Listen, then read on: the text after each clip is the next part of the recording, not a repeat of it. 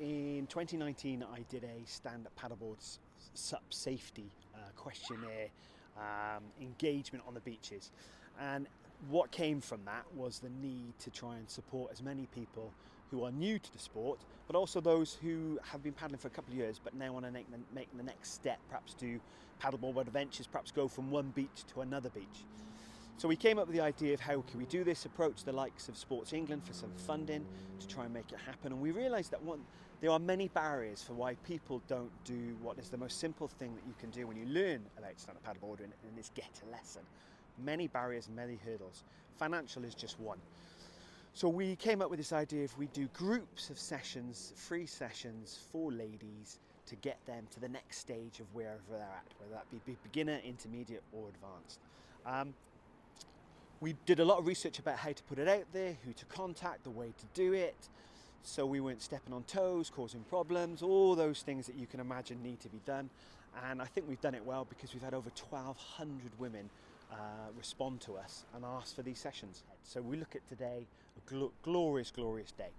But what do you do if something does go wrong? And there are so many things in an environment that is alien to you, if you're not a regular water user, that could go wrong.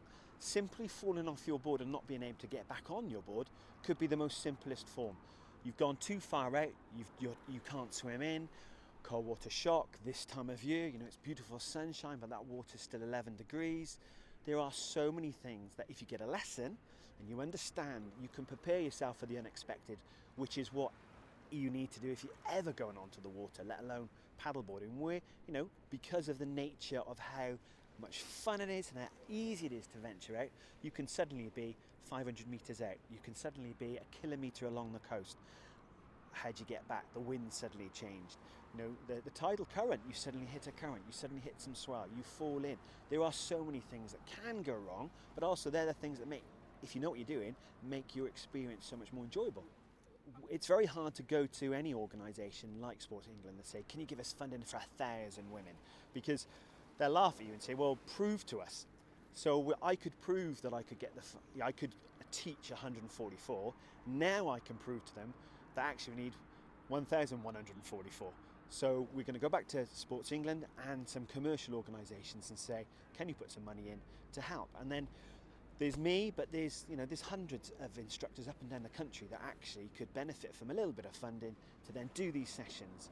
And we're not taking business away from people trying to make their living from stand-up paddleboarding, because evidence shows if one lady has a free session, she enjoys it, she's bursting with confidence, that rubs off on the other ladies who think, well, actually, I'll have a lesson as well, and they pay for that lesson. So we're working on a 1 to 3 to 4 scenario where one lady goes out there and has the benefit of these free sessions, and 3 to 4 will think, let's go and pay and have a session together.